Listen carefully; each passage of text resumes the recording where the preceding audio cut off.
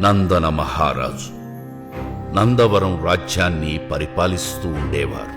రాజధర్మ నిబద్ధతతో తన రాజ్య ప్రజల శ్రేయస్సు కోసం ప్రతిరోజు బ్రహ్మముహూర్తం నందున శ్రీ దత్తాత్రేయ స్వామి వారు ప్రసాదించిన దివ్య పాదుకలను ధరించి అపారమైన మనోబలంతో ఎవ్వరికీ తెలియకుండా కాశీకి వెళ్లి గంగానదిలో స్నానం చేసి విశ్వనాథుణ్ణి, విశాలాక్షి అమ్మవారిని దర్శించుకుని తిరిగి తెల్లవారేసరికి తన రాజ్యానికి చేరుకునేవారు.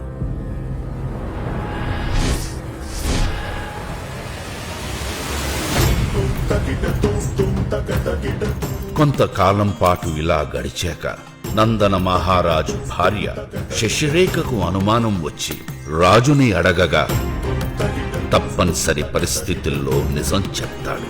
అయితే నన్ను కూడా తీసుకుని వెళ్ళండి అని రాణి అడగగా ఆమె మాట కాదనలేక రాజు రాణిను కూడా తీసుకుని కాశీకి వెళ్తాడు. తిరిగి వచ్చే సమయంలో రాణి శశిరేఖకు ఋతుచక్రం వచ్చిన కారణంగా పాదుకలు పనిచేయవు. తన రాజ్యానికి సత్వరం చేరకపోతే రాజు జాడ తెలియక రాజ్యంలో అల్లకల్లోలం అవుతుందనే భయంతో దిక్కుతోచని రాజు ఆలయం దగ్గర ఉన్న బ్రాహ్మణులను చూసి వారిని తరుణోపాయం చూపించమని వేడుకుంటాడు. అప్పుడు ఆ బ్రాహ్మణులు దోష నివారణార్థం జపతపాలు చేసి తమ తపోశక్తిని ధారపోసి పాదకులకు పోయిన మంత్రశక్తిని తిరిగి తెప్పిస్తారు. అందుకు సంతోషించిన రాజు ప్రత్యుపకారంగా వారికి ఎప్పుడు ఏ సహాయం కావలసి వచ్చినా తప్పక చేస్తానని బ్రాహ్మణులకు మాటిచ్చి శశిరేఖతో కలిసి నందవరం రాజ్యానికి చేరుకుంటాడు. అలా కొంతకాలం తర్వాత కాశీలో కరువు రాగా ఆ బ్రాహ్మణులు నందవరం వచ్చి నందన మహారాజుని కలిసి తమని ఆదుకోమని అర్థిస్తారు.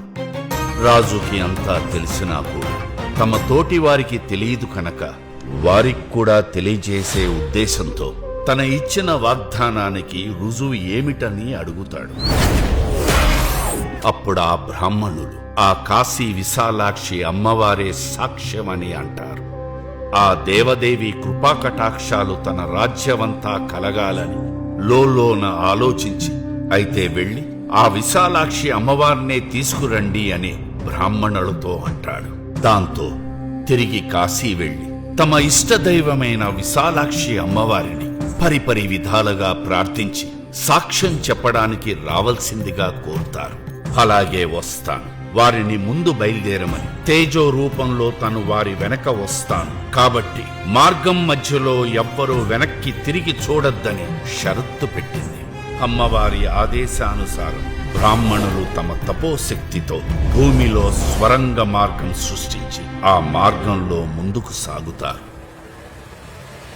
వారి వెనుక అమ్మవారు తేజో రూపంలో గజ్జల శబ్దంతో నడుస్తూ వస్తూ ఉంటుంది.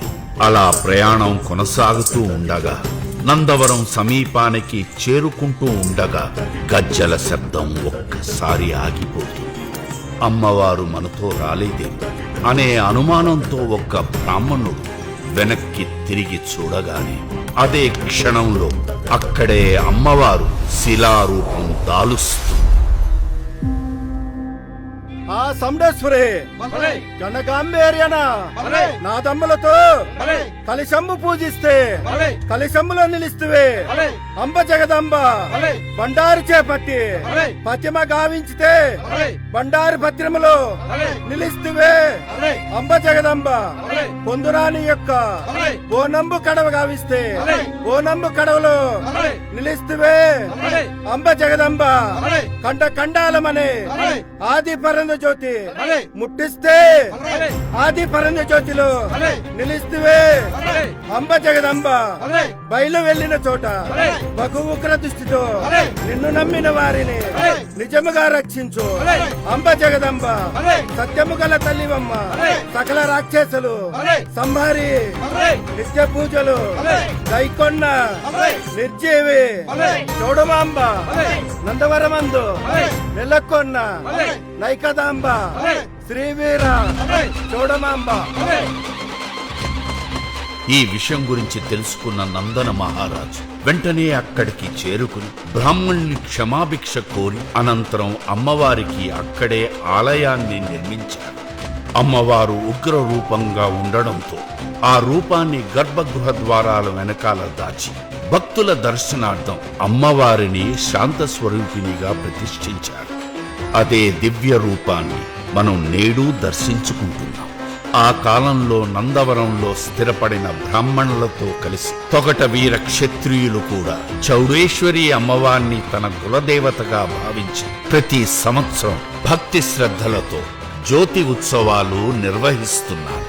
ఆ దివ్యమైన ఆచారాన్ని నాటి నుండి నేటి వరకు అమ్మవారి ఆశీర్వాదంతో మనమందరం కొనసాగిస్తున్నాం.